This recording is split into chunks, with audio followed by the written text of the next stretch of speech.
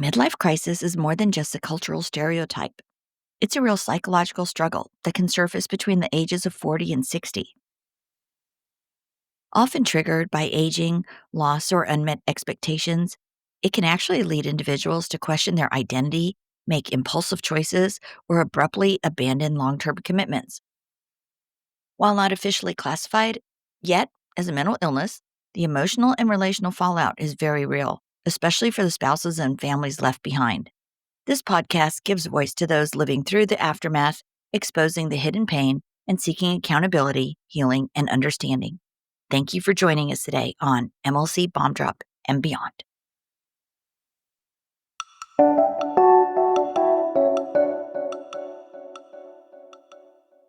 There is a moment in some people's lives when something unthinkable happens. They don't just make a bad decision. They abandon everything that ever mattered to them. They just abandon everything that ever mattered to them, sometimes overnight. Their spouse, their children, their home, their identity. And everyone watching asks the same question. How could they do this? How could someone destroy their own life? How could someone walk away from stability and run toward chaos? But the truth, you guys, it's far more disturbing than selfishness alone. It's not even selfishness, because sometimes it isn't the person betraying their life. It is their brain betraying them. The very organ designed to protect us, to protect and preserve our survival, the organ that guides us towards stability, sometimes it is that organ that becomes the force that drives someone to destruction. Today's episode is called When the Brain Betrays Itself. And once you understand this, you will never see midlife crisis, betrayal, or sudden personality collapse the same way again.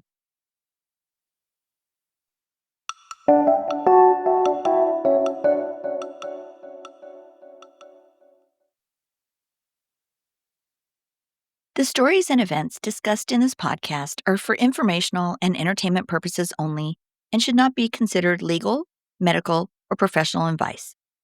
Any names, locations, or identifying details have been changed to protect privacy. Any similarities to actual persons, living or dead, or real events are purely coincidental.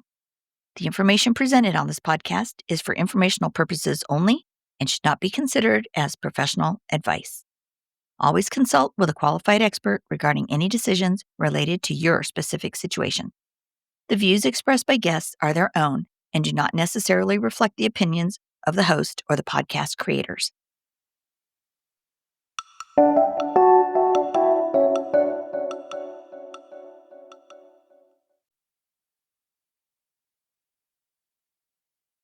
Hello, everyone, and this is Trina. Welcome to MLC Bomb Drop and Beyond. You know, the Banfield case has just been going on in my mind. I am just stunned as to how Brendan could just flip a switch and take out his wife and a complete stranger the way they did. And I guess he'll be sentenced in a few weeks, and but he was found guilty of the murder of his wife. And I read that letter, and it made me wonder, like, how could his brain do this? Before we discuss how the brain can betray us, this is exactly what led me to this feeling of the brain betraying us, is in reading Brendan's letter to his to the au pair, his girlfriend Juliana, when she was in jail awaiting trial.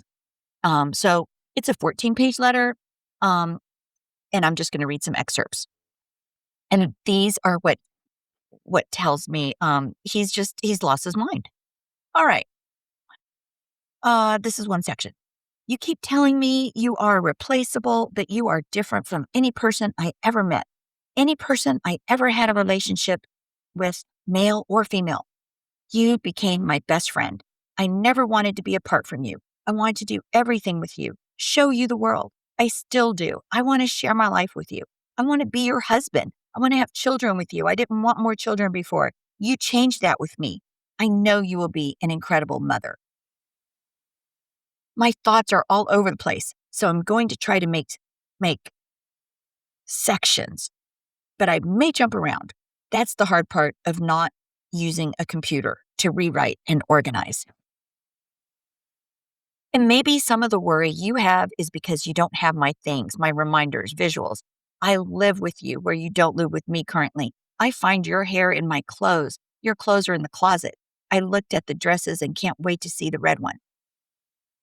Your two water bottles are on the nightstand with your chargers next to the bed. Your hairbrush with no handles on the bathroom sink. Your pictures are in the room.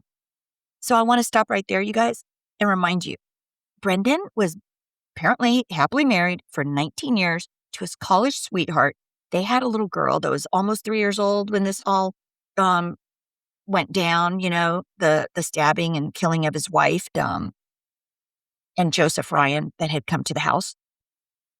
So, okay, he was married to Christine for 19 years, college sweethearts. They had a child. They both worked. They were, double income family with a beautiful home in Herndon, Virginia. And all of a sudden, he's saying these things to a woman, a 22, 23-year-old girl that had come into their home just barely a year before to be the au pair. So, I mean, think of that. Basically a now almost 40-year-old man saying these things to a girl much younger, who's from a different country, who came into their life to take care of their child. And he is saying these things to her in a letter. And it just shows you. To me, it just makes me feel like he's not thinking rationally. All right, on to page 4 of the letter. Things I only shared with you. I think you are the only person that truly loved me. He says, and this is really telling. He writes to her, I never felt comfortable to share myself with anyone besides you. Your openness, honesty, comforting ways was something I never experienced.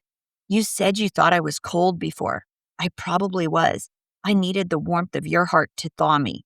You allowed me to be myself, to love you, to be romantic, to feel vulnerable, and then be supported by you.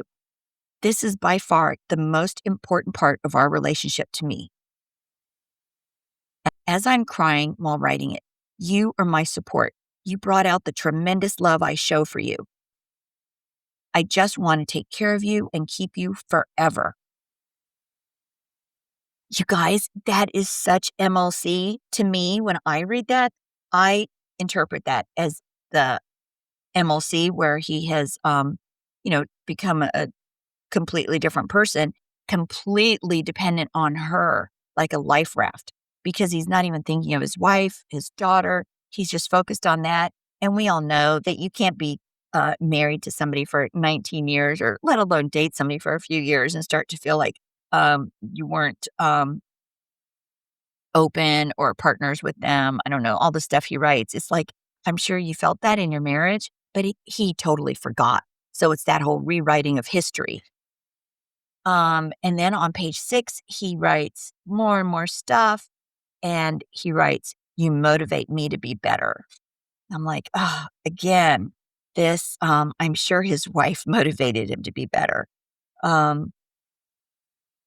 Let's see, down to page 8. I will never be embarrassed with you. Our relationship will be very public after this. I am super proud of you, proud of being with you. Fuck anyone that isn't on our side. You are a fucking hero, and that is going to be what everyone realizes. Of course, I would be proud of you. If you really want to leave Virginia, the USA, I'll go. We will figure it out. And this is, you guys, he says, what is that little line he says there? Oh, that when he talks about being proud of her um and never be embarrassed, I think because subconsciously he realizes what happened.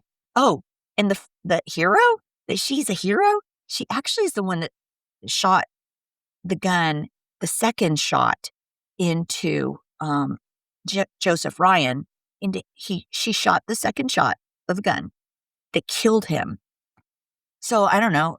To me, being a hero and killing somebody aren't in the same sentence. I mean, he was a totally innocent victim.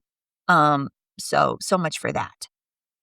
But that just, when I read the 14 pages of that letter, which I'm going to make available on my Patreon, and I have it available as a link on our MLC Bomb Drop Facebook. You can scroll down on MLC Bomb Drop and you'll find the link there to the 14-page letter.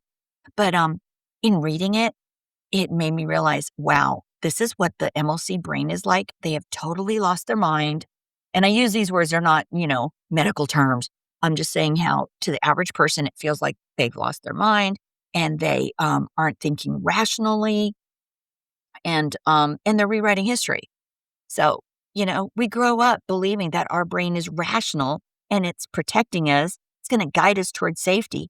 But the brain has competing systems, and two major forces are constantly negotiating. And that's the prefrontal cortex, and that's the thinking brain, like logic, judgment, long-term planning. And then there's the limbic system, the survival brain. This is emotion, fear, urgency, escape. And when the limbic system becomes dominant, the thinking brain gets quieter. Not gone, but overpowered. And this is why people in midlife crisis will say things like, oh, I just want to feel alive. I want to feel happy. I just want relief. They're not thinking in terms of consequences. They're thinking in terms of immediate neurological relief. The brain is no longer prioritizing stability. It is prioritizing escape. And that's exactly what we see in Brendan's letter. Dopamine is the brain's motivation chemical. It drives pursuit, desire, seeking. It's not love. It's not loyalty. It is pursuit. In midlife, dopamine systems change. Routine no longer produces the same stimulation. Familiarity feels totally flat. Predictability, suffocating. And the brain begins scanning and scanning for something new, something stimulating, something that promises relief. And this is exactly why the affair partner is often not an upgrade, but a neurological stimulant. They're novelty. They are unpredictability, escape. The brain is not evaluating character. The brain is evaluating the stimulation. And this is why outsiders look at the affair partner and think, oh my God, this makes no sense. Because from a logical standpoint, of course it doesn't make sense. But from a dopamine standpoint, you guys, it makes perfect sense. And again, Brendan Banfield, from the outside, he had everything, like most of the MLCers. A wife or husband, children, a home, career, a life built over many years, decades. And yet, in his case, he became neurologically fixated on the au pair. And I don't mean casually interested, not mildly distracted, completely obsessed. I think he uses that word too in his letter. Willing to risk everything, his marriage, his family, his reputation, his freedom. You guys, this is not rational evaluation. This is neurological hijacking. The brain begins associating the new person with relief, escape from emotional discomfort, escape from identity discomfort, escape from aging discomfort. The affair partner becomes neurologically coded as relief, even if objectively they represent destruction. The brain begins protecting the source of dopamine, even at catastrophic cost.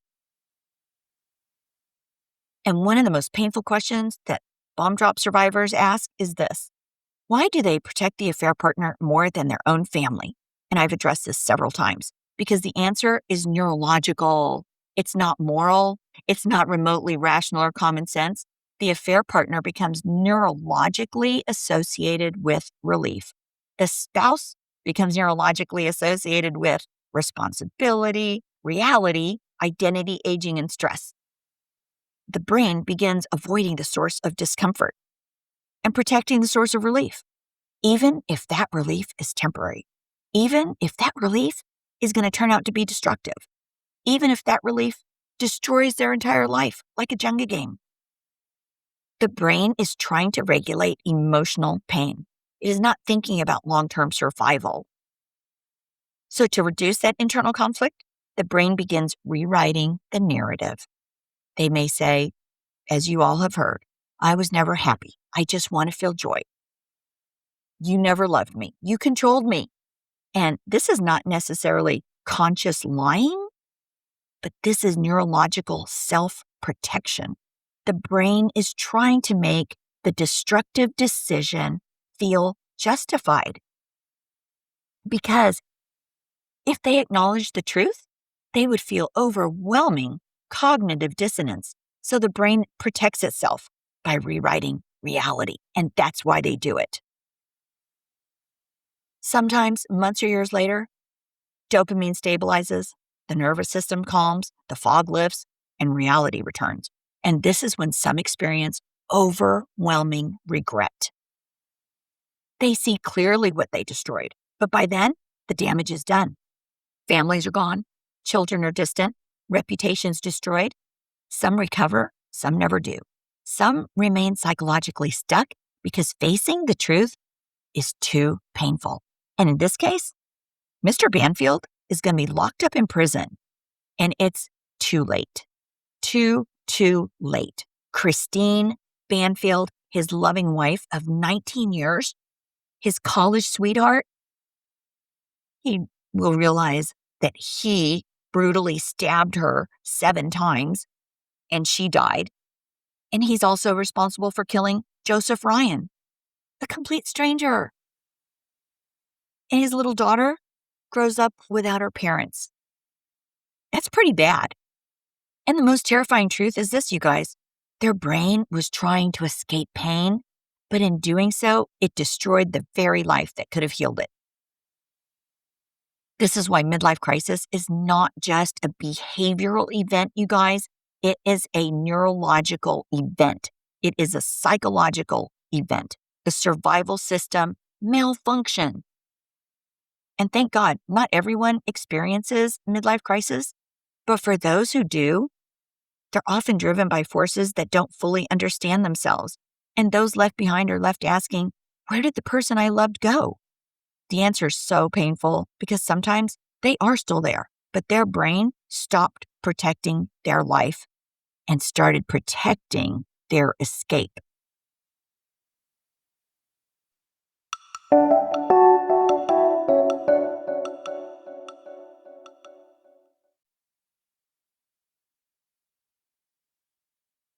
Well, as we've talked about MLC, the signs that we see in advance, here are some examples of what many of you have told me you've seen. A spouse that says things like, I can't stop these thoughts. And so when they say, I can't stop these thoughts, it's going on in my head, I don't know how to get back to myself. And those thoughts they're feeling that they're telling you, they're not kidding. They are persistent, distressing, compulsive, and totally foreign to the person's prior identity. And as you all have described it, it's like, they'll say things such as, my brain won't shut off. I don't feel like myself. I can't control it. And they're not describing temptation. They are describing a loss of internal control over mental quiet. We had a situation where one MLCer would take his 2 hands and slap the sides of his forehead and hit it, trying in an effort to trying to get the thoughts out of his head and fix his head. And they say that's a form of somatic frustration discharge, the body physically expressing cognitive distress. And people do this instinctively when the prefrontal cortex, which is the regulation center. So when the prefrontal cortex is losing functional control over intrusive loops, and it's not self-harm when they're hitting their head like that, trying to be better. It's their attempt to interrupt the loop. It's almost like trying to reset a frozen computer. If you see your spouse or partner hitting their head like that, trying to make themselves get back to normal, you are literally watching them try to regain control over their own mind. I wish everybody could see that happen, because when you see that happen, you will realize that They're not just going out and getting an affair partner. They're not just going out and having an affair. They are battling demons in their head. There was one spouse that when this started happening was trying to seek clergy or confession or spiritual intervention. They knew something inside them was wrong. They felt internally divided. They were searching for relief, absolution, quiet, and restoration of their prior self. And this is especially common when the person's identity and their behavior no longer align. Their nervous system senses the split. They don't feel like themselves. Many describe it as, I feel like I'm losing myself. That is what they'll say. If you can see that before they tunnel, they feel it. And this phase is often a window where part of the original person is still present. They are aware something is happening. They are totally distressed by it. They are not yet fully adapted to that new identity. But if the dopamine escape behavior continues, the brain eventually resolves the conflict by not eliminating the destructive behavior, but eliminating the internal resistance to it.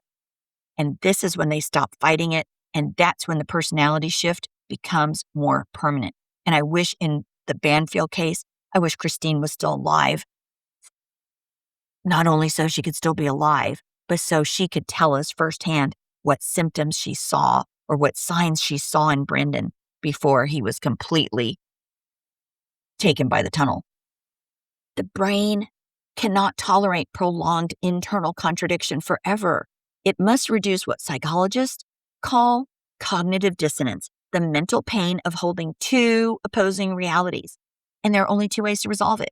Stop that destructive behavior, like I just said, and restore alignment with their original identity, or change their beliefs and identity so the destructive behavior no longer feels wrong.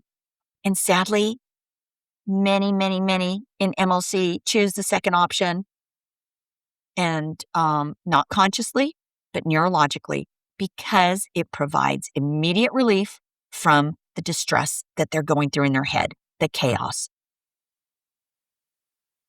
This is the moment our bomb drop survivors often describe as, he or she changed overnight. They became so cold. They stopped caring.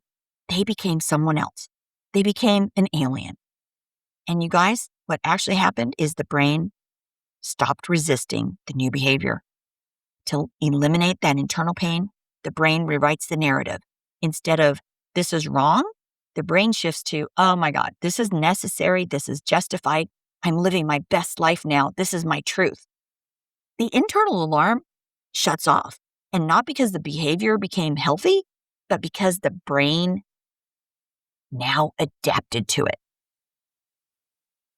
And because the internal regulator, the part that protected their prior identity, has been overridden, the person isn't literally gone. But the brain state that sustained their former identity is no longer the dominant part. And that's why their tone changes. Their empathy decreases. Their priorities shift. They are no longer internally resisting the path they're on.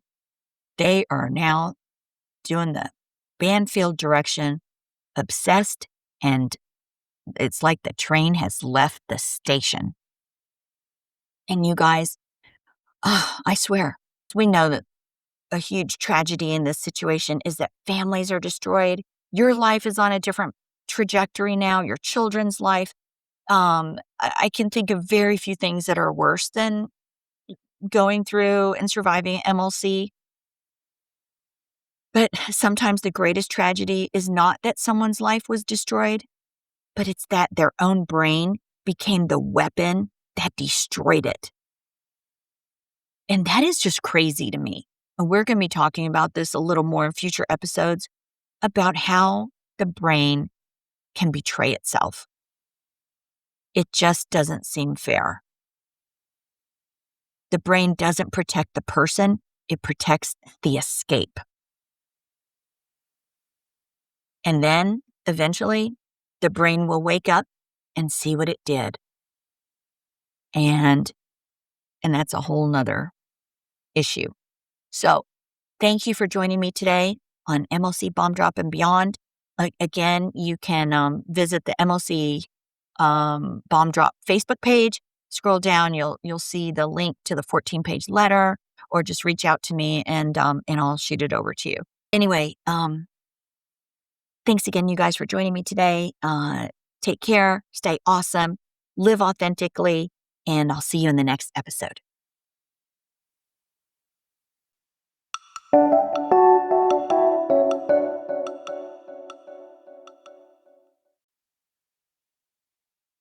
Hey, some resources that are available for you guys are thewifeexpert.com. That's Lori McDermott over there at thewifeexpert.com. She also has a new app out.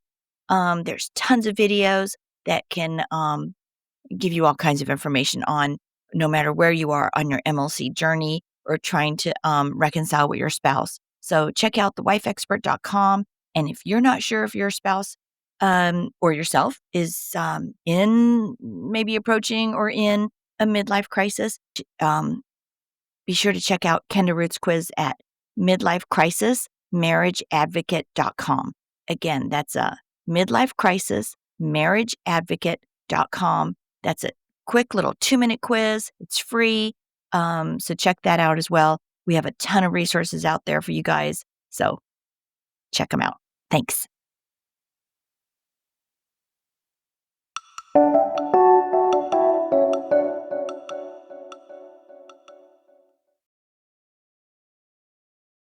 Hey guys, this is Trina, and I want to take a moment to speak directly to anyone who didn't choose the collapse but is living with the aftermath. When a spouse enters midlife crisis, the damage doesn't unfold slowly. It happens like an explosion. One day you're living a shared life. The next, the person you trusted has emotionally disappeared, rewriting history, minimizing the damage, and running from the very family they helped build.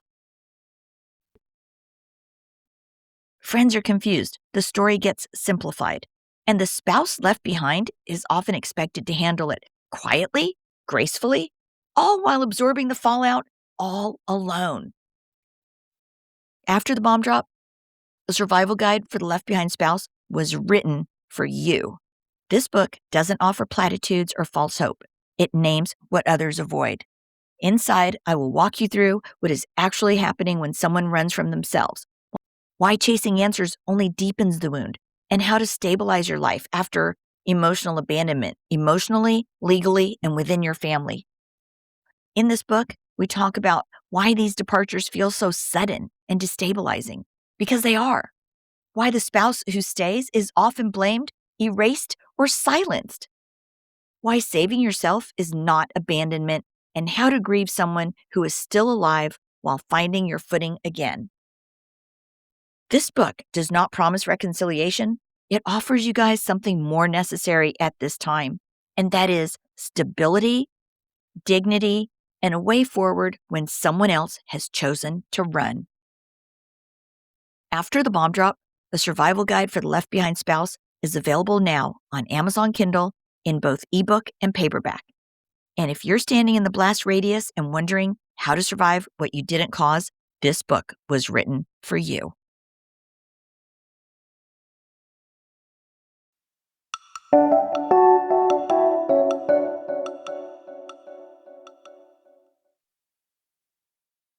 Hey, if you have a story you'd like to share with our listeners, or if you'd like to be a guest on the show, please email mlcbombdrop@gmail.com. Again, that's mlcbombdrop@gmail.com. All right. Thanks for listening. We'll see you soon.